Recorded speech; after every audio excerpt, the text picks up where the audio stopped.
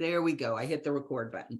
We're going to go ahead and get started. And Kris, thank you so much. Since we had a delay, we will go ahead and get started. Today's webinar is about Medicare 101. I do want to tell y'all at the bottom or somewhere on your screen is a question and answer spot.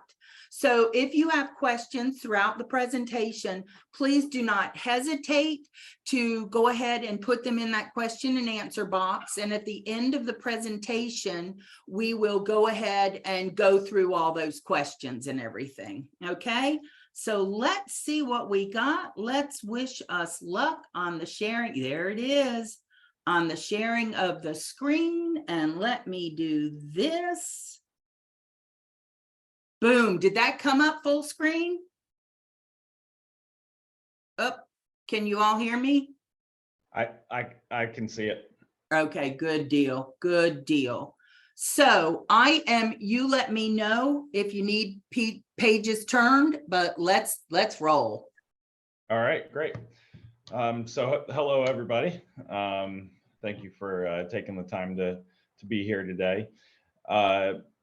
Like Jerry said, I've been doing this now for about 7.5 years, focusing on Medicare.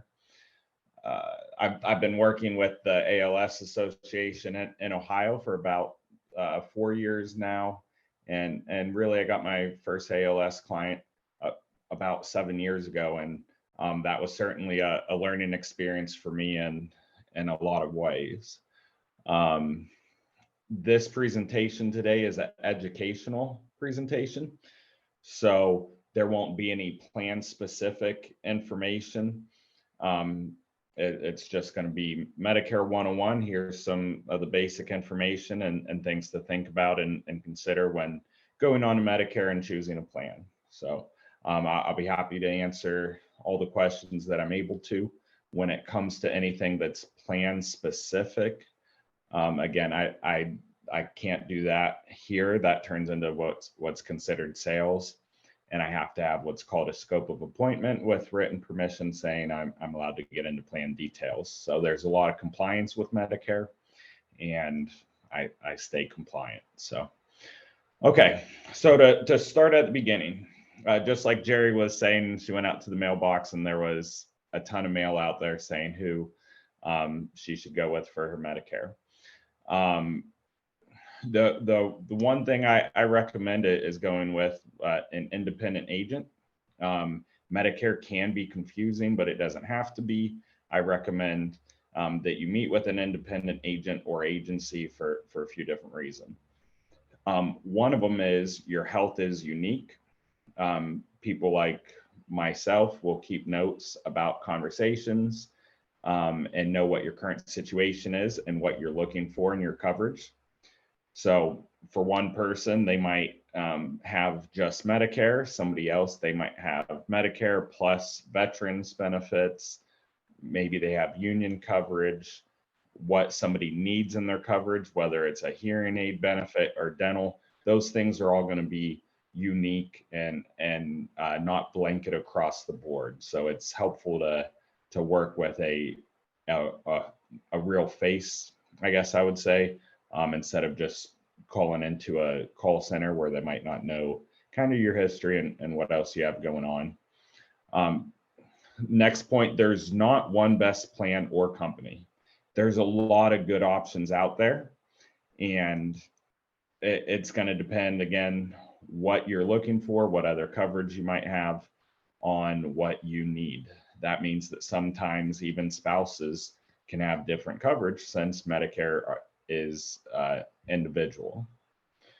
And then working with an independent agent lessens your exposure to bait and switch strategies of national hotline sales teams. Unfortunately, that is something that happens a lot.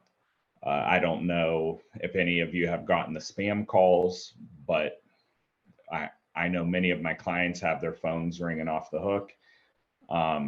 It's hard to say who's on the other line. I've had clients say that their plans got switched without their consent, and trying to switch it back can be Can be done. Sometimes it can be a bit of work, but it's just nice if you have one point of contact just to kind of keep you safe. So, all right, let's go ahead to the next page. Okay, what is Medicare? Medicare is the federal health insurance program for people who are 65 or older, certain younger people with disabilities, or people with end-stage renal disease and ALS. Medicare Part A and B. Medicare Part A is your hospital insurance. That covers your inpatient hospital stays, skilled nursing facility care, hospice care, and some home health care. The second part is Medicare Part B. That has your medical coverage for doctor's visits, outpatient medical and surgical services and supplies, lab tests, durable medical equipment, and preventative services. Let's go to there we go. When can you enroll? So your initial enrollment period is 7 months long. It's the 3 months before your Medicare eligibility, the month of your Medicare eligibility, and the 3 months after. There's also the annual enrollment period every year from October 15th through December 7th. If you choose a plan using the annual enrollment period, election period, your coverage will begin January 1st of the upcoming year, and there may be other enrollment times based on circumstances. There's also a newer enrollment period that they just brought back a few years ago called the Medicare Advantage Open Enrollment. That is January 1st through March 31st of each year. That is when individuals who have Medicare Advantage plans are able to switch Medicare Advantage plans or drop a Medicare Advantage plan and return to original Medicare. Coverage begins the first of the month after you enroll, and you can't use that enrollment period to pick up Part D for the first time. Part D is prescription coverage, and we'll get into that a little bit more. There is also an enrollment period for 5-star plans. The government gives each plan each year a star rating, with 5 being the highest, and kind of as a reward to those plans, people can enroll into those any time of the year except between December 1st and December 7th. And the reason for that is because it's overlapping with the annual enrollment period. So your coverage would be starting January 1st anyhow. Okay, late enrollment penalties. This is something that I get questions about a lot. A lot of people are concerned when they hear that there's penalties for not enrolling at the right time. Fortunately, it's not something that I run into a ton. Most people do what they need to do when they need to, which is great. But it's something to be aware of because you don't want to be the person that gets stuck with a penalty. So late enrollment penalties for Medicare Part A. There is no late enrollment penalty if qualified for premium-free coverage. Otherwise, you could get a 10% penalty. Next is the Medicare Part B late enrollment penalty. There's no late enrollment penalty if qualified for a SEP or special enrollment period. Otherwise, a 10% penalty could be assessed for each full 12-month period. And then Part D. There is no late enrollment penalty if less than 63 days without credible coverage. Otherwise, it's a 1% penalty for each month that you don't have coverage. So if you go more than 63 days and it turns into 6 months without coverage, that's a 6% penalty on your monthly premium. Okay. If you delay your enrollment into original Medicare or Part D, you may be required to pay a penalty in addition to your premiums. The late enrollment penalty is applied for as long as you are enrolled in the coverage. Okay, applying for original Medicare. Medicare Part A and Part B application steps. So some people get automatically enrolled. If you're receiving Social Security or Railroad Retirement Board benefits at age 65, or if you're receiving Social Security disability benefits for 24 months, you'll be automatically enrolled into A and B. If you already have Medicare Part A but not Part B, you must submit an application form and an employee benefits verification form to your local Social Security office in order to get Medicare Part B.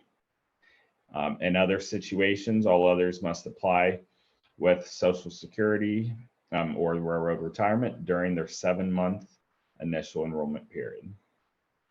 You can also apply for benefits online. You'll see the website is listed there, or you can contact your local Social Security office. You notice I keep saying local Social Security office.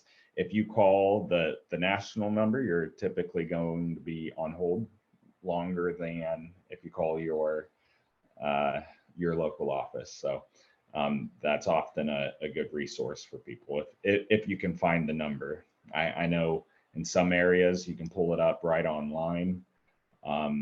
There's other areas where there isn't a local number provided online.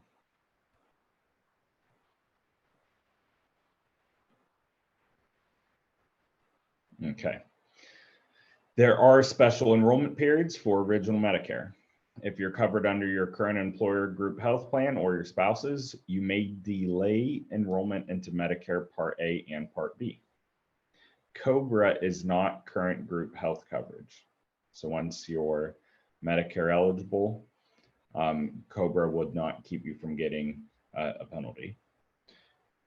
You can sign up later for Part A and B anytime you're still covered by the group health plan, or during the 8-month period that begins the month after employment ends or the coverage ends, whichever happens first.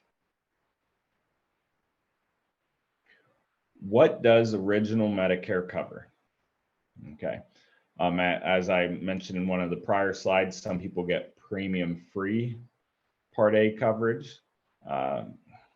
If you've paid in through your taxes while working for 40 quarters, typically that means that you're going to have premium-free Medicare Part A, so you won't have a monthly expense for that. There is a deductible. It's a $1,600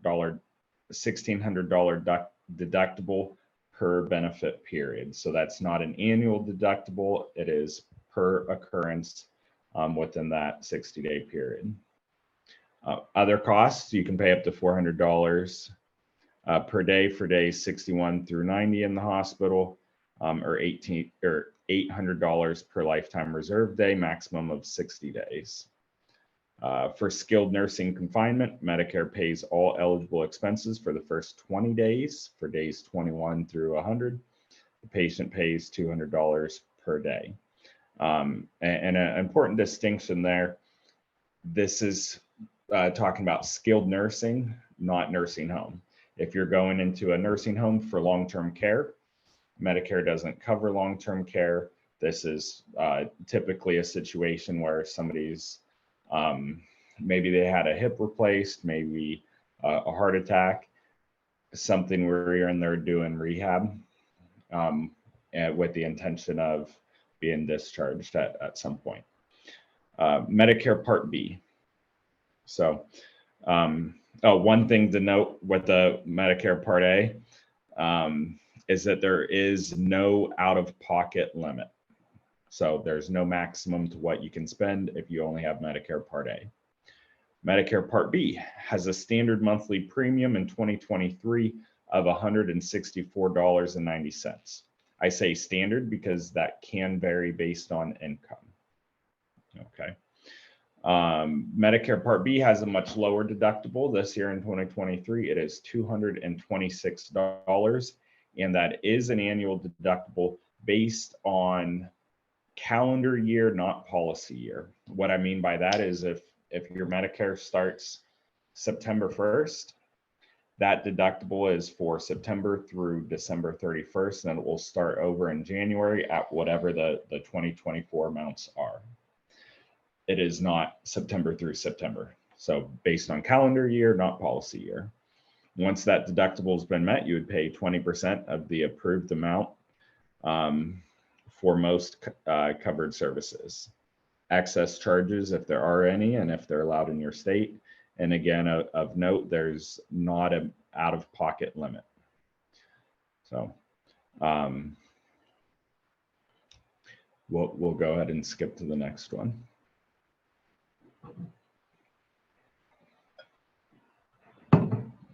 Okay. So you have some options when it comes to Medicare. Medicare Part A and Medicare Part B, having those are going to be the building blocks for these next two options that we go over. Option one is going to be what's called a Medicare supplement plan. It helps pay some of the out-of-pocket costs that come with original Medicare. So in this situation, you're going to have original Medicare as your primary insurance for your medical and hospital coverage. And then the supplement is going to be picking up where that leaves off.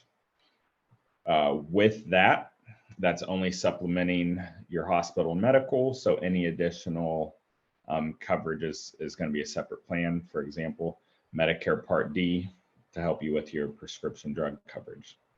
That is one route somebody can go. So somebody can have original Medicare plus a Medicare supplement policy, and then additional coverages, which might include a prescription drug plan. The other option that somebody might go with, this is not a and, this is an or. Okay, so you can go with option one, the supplement route, or option two, a Medicare Advantage plan. So Medicare Advantage plans are also known as Medicare Part C, and they combine Medicare Part A and B together into one plan.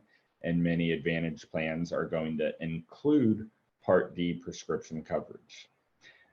That's just another example where it comes to Medicare not being a one-size-fits-all. Some people might have other drug coverage, individuals that have veterans benefits, things like that. So some people may need additional drug coverage, some people may not. Many plans offer additional benefits not provided by original Medicare. And there's a big shiny tooth there because that's going to include things like dental and vision, over the counter. Some plans have personal emergency response systems that they'll pay for, just a lot of extras. Okay, Medicare Part D, that is prescription drug coverage. There's a couple ways you can get that coverage. One is through a standalone prescription drug plan, like I mentioned, for those who go the supplement route, or two, through a Medicare Advantage plan that includes the prescription drug coverage. Part D coverage has tiered formularies, meaning that drugs are grouped into tiers based on cost, and deductibles may be charged by tier. Monthly premiums, those are going to vary by carrier, and they are included in the MAPD premium, so they're included in the premiums with Medicare Advantage plans. You're not paying multiple premiums that way.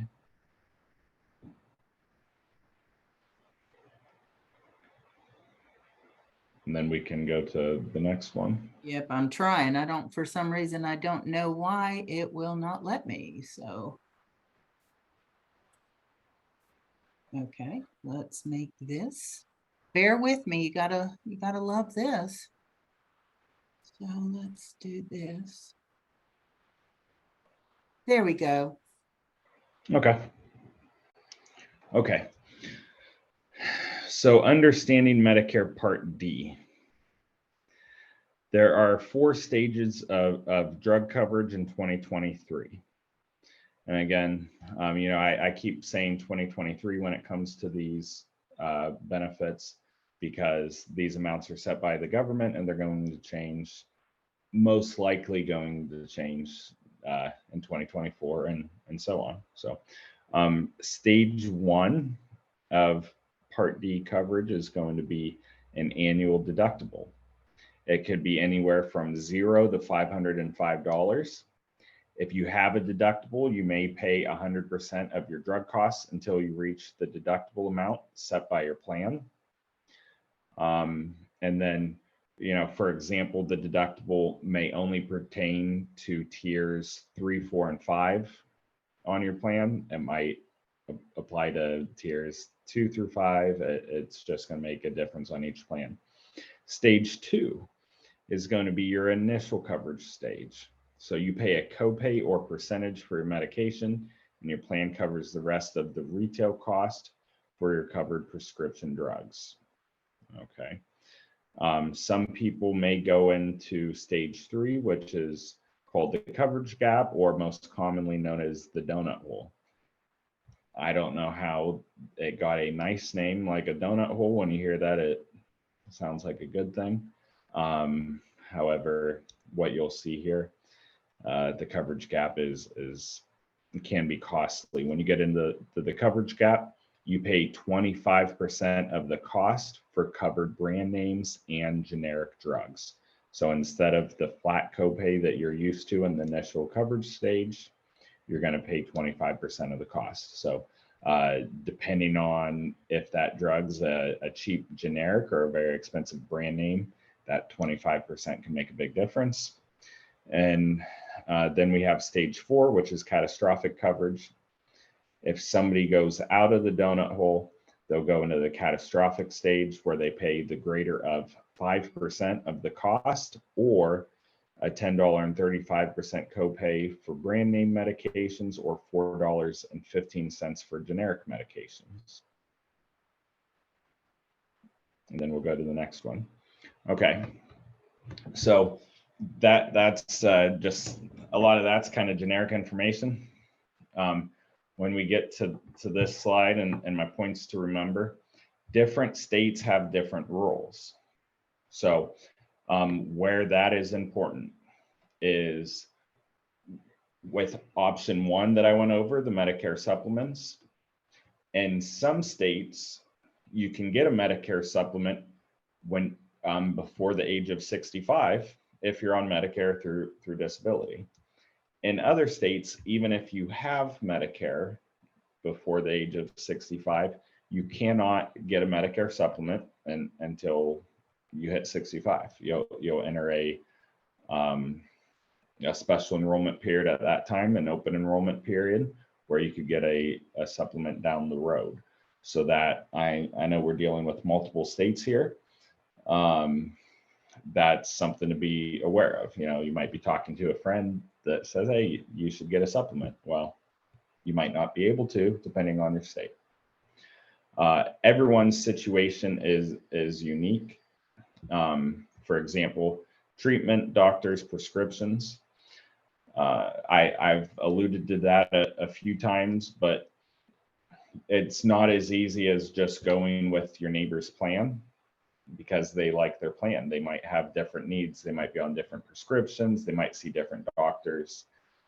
Even in the ALS community, people can have very different treatments. Okay. It can make a difference if you're getting something like a injection or an IV, or something that it's going to fall under Medicare Part B. And what I mean by that is there are plans that have higher premiums where you're going to be paying more each month, but they might save you greatly on the cost of something like an IV. There's other plans where you're going to save money on your monthly premium. You're just going to pay when you use the coverage, but it's going to depend on what kind of treatments you get and how regularly you're being serviced on what's going to save you more money at the end of the day. So that's really a situation where I've met with people who've been on Medicare and they can't see their doctor anymore, or prescription's not covered. And I'll ask them, how did you end up on this plan? And they'll say, well, my wife's on the plan, she loves it, so I went with the same thing. Or my neighbor, or my cousin in Florida, and there's not just a one size fits all. So those are definitely things that need to be considered. The next one is, again, consider the whole picture, including maximum out of pockets. Your Medicare Advantage plans. Some people who are eligible for Medicare supplements might choose to go with an Advantage plan. And those, who aren't eligible for Medicare supplements, that's going to be your option is a Medicare Advantage plan. They're going to have maximum out of pockets. That's not often something that I spend a lot of time or concern about, depending on somebody's treatment. But if you're somebody who you're going to be getting expensive injections or IVs or something along that, or getting durable medical equipment, the maximum out of pocket is going to be your stop loss, your safety net, basically, for Part A and Part B costs. So your hospital and medical costs. Those maximums can vary greatly. There can be a few $1,000s in difference, a few $1,000s difference on different plans on what that maximum is. So it's certainly something that you may need to factor in based on ALS clients I've worked with. I know that's something that paying attention to has been able to save them money. Fourth one, you don't have to choose a plan on your own. And I know I mentioned that at the beginning with the independent agent. If you're working with an independent agent, they're able to look at multiple plan options with multiple carriers. One thing I really like about what I do, I'm not just with one insurance company saying, hey, we're the best and this is the best plan and this is why you need it, because that is just simply not the case. I'm able to look at your whole picture and, again, it might be something even where you and your spouse have different plans because you have different medical needs. If one person needs dentures and the other person needs hearing aids, those are pricey services that could be enough to make a difference on what plan you look at for the year. Since you have the ability to change plans during those election periods that I spoke about, you can evaluate things based on your current needs and then make a change as your needs change. It doesn't cost anything additional to work with people like myself. And we're here to help. So then on the last slide here, that is me and the family and some contact information. I'm certainly happy to help anybody, whether you want to set up time for another Zoom or a phone call, emails. Again, this is not a sales presentation, so I can't get into any plan specifics on what a premium is on a specific plan or things like that. Also, you might not want to air out your personal needs in front of everybody here on the chat, and I certainly understand that. So if you want to talk one-on-one, you can reach me at either of those phone numbers or send me an email and we can go from there. If we're getting into plan details, I'll send you over what's called a scope of appointment so that I remain compliant and have that permission to speak about what it is you want to speak about. So. All right, Kris, let me do a couple quick things here. And there we go. All right. So we do have a couple questions in the question and answer box. So let me see. Normally I have this shifted over to my bigger computer where I can read better, but for some reason it's not. So bear with me, you guys. So the first question is, can you get Medicare if you have ALS and are not eligible for Social Security disability because you have not worked 5 of the last previous years? Okay. So that is one that makes me think I would need to look into it more. Because when you have ALS, you should automatically, in most situations, qualify for Medicare. Some people also have Medicare and Medicaid based on income, where Medicaid's able to pay those premiums. So even if you don't qualify for premium-free Medicare Part A and you can't afford Medicare Part B, depending, and that's another thing that's going to be state specific, where the income requirements can vary in assets, and knowing if the state is going to pick that up or not. So I can't say 100% to, I'd always rather say I'm not sure when I'm not sure than to give a wrong answer. I appreciate that. So I can find that out. Would, Okay, I guess, be the most appropriate thing I could say to that. thank you. I'm All gonna right, write that down just so I don't okay. forget. Let me know when you're ready.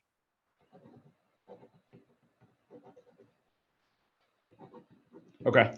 All right, the next question. I was on SSI and Social Security contacted me stating that I had to switch to Social Security last year at the age of 63. I'm currently on Medicaid managed care. I turned 65 in 2 months. Will I be automatically signed up? Yeah, based on what you're saying, it sure sounds like it. So if you're receiving Social Security payments, that slide I went over with the automatic enrollments, I would expect 3.5 months. Well, you said in 2 months you turn 65.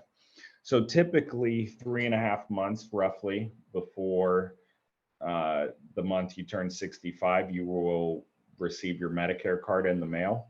It is it's not plastic like a normal insurance card. It's red, white, and blue, kind of on a card stock. And it's going to say that your Medicare A and B will be effective on these dates unless you opt out. It'll say if you don't want the Medicare Part B, to send the card back into the Social Security office. So that's something I would have expected you to have gotten by this point, with being 2 months out from your birthday. I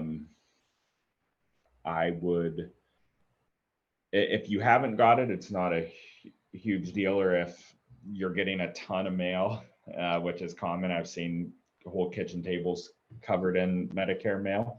It's easy to miss it, or for it to be thrown out, or whatever it is. So if you don't have that, I would certainly recommend calling your local Social Security office and talking to them and having them send you a new Medicare card. If at that point there's an issue, they'll certainly let you know. But yeah, based on what you're saying, I would expect you to be automatically enrolled into A and B. And I agree with you on just following up and checking with somebody, because you never know with how things go. The next question is, how do you find an individual agent? Yeah, so it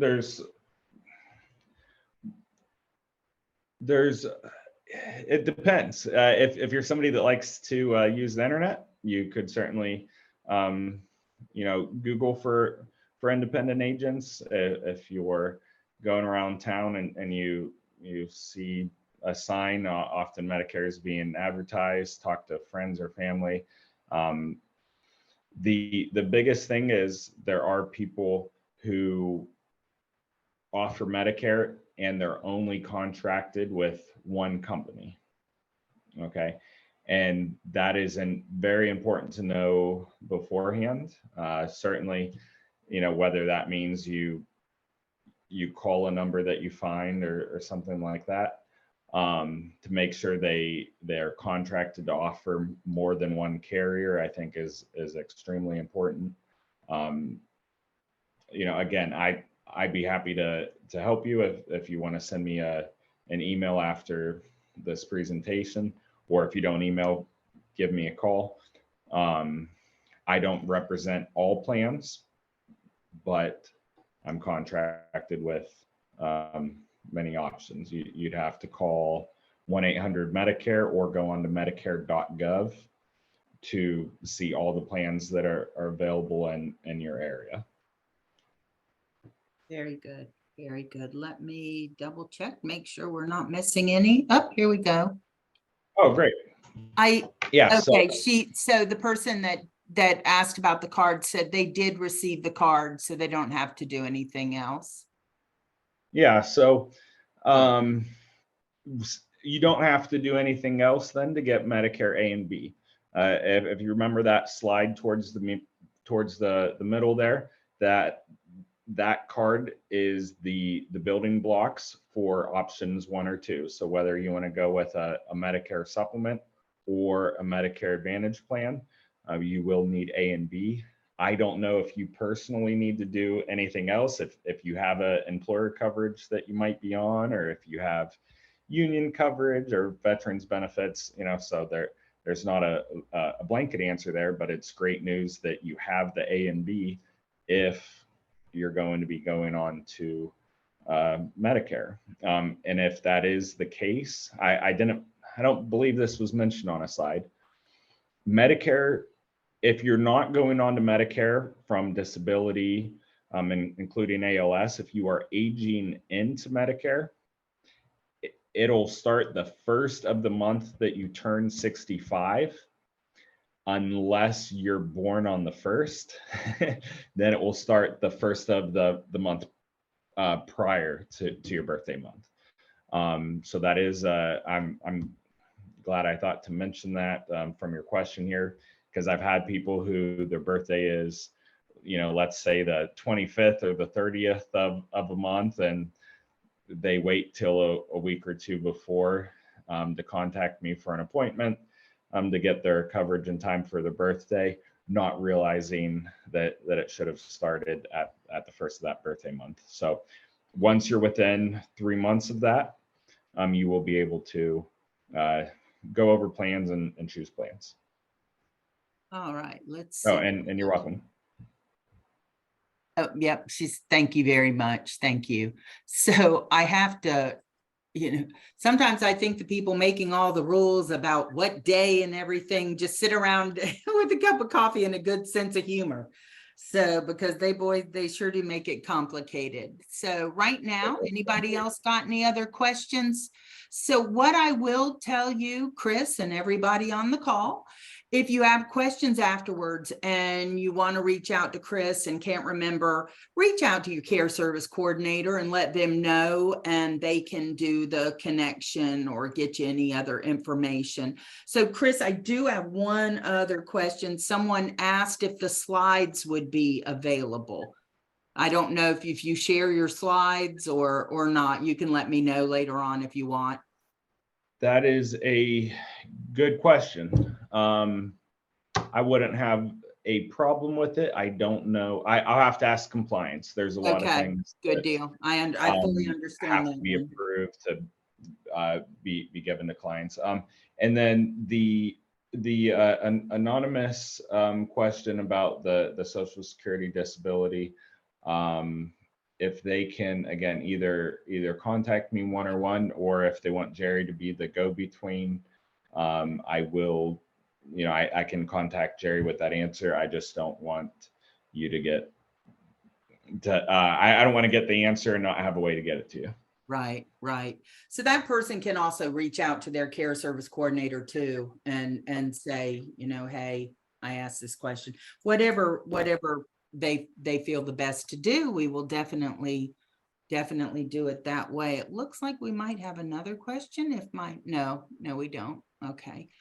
Kris, I'm going to wait just a few seconds, see if anybody else is typing in a question or anything. But I do really want to I appreciate your time this afternoon, and what a great family picture. So 3 Thank boys you. and you got your hands full. And I see you like football on your thing that you had sent in earlier, and I'm a huge football fan. So it looks like you might have a couple future football players there. So. Yeah, and I you know, in case any, well, you know what, I'll be nice.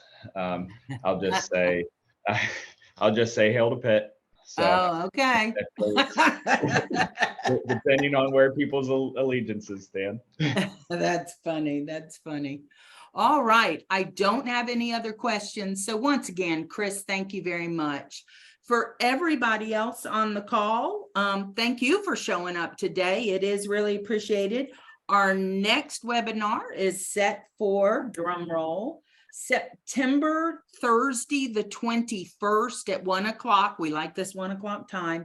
And basically the title is Your Local ALS Association Resources. But what we're going to do is cover resources that are offered by our territory, and we will sort of delve down into the different what maybe DC, Maryland, Virginia offers, and what Ohio or South Carolina, West Virginia offers. So we're going to just make sure that everybody knows what's available for them and all the resources that we as a territory have.